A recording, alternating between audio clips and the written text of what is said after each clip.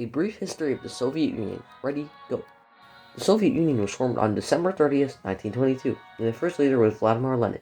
The Soviet Union, also known as the Union of Soviet Republics, followed communism, which means all jobs are shared equally and everyone is paid equally. It sounds like a good idea on paper, but in reality, it isn't very good. Since everyone is paid equally, there's no real motivation to work hard.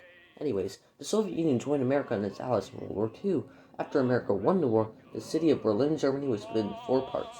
One part for the US, one for France, one for Great Britain, and one for the Soviet Union.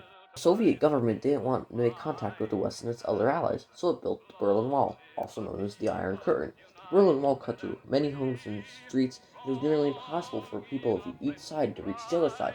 In 1947, the Cold War began, and a nuclear arms race began.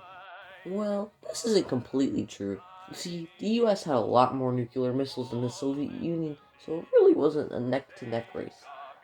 But the United States feared that communism would spread around the world, so they wanted to prevent that spread by looking tough. Some people were even scared that there were Soviet spies in the country.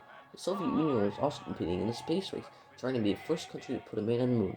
Things started to heat up in the 1960s, with events such as the Cuban Missile Crisis and the Bay of Pigs invasion. Each side was ready to go to war and fight, but thankfully it never happened. The Soviet Union also failed to be the first to put a man on the moon.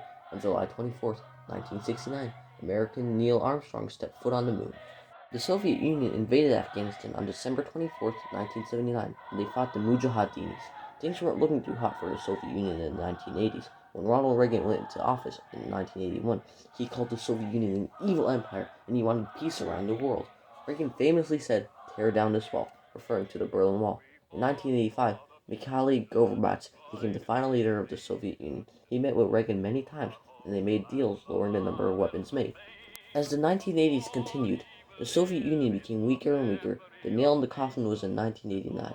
On February 15th, the Soviets withdrew from Afghanistan, failing to beat the Mujahideens and ending the struggle known as the Soviet-Afghan War.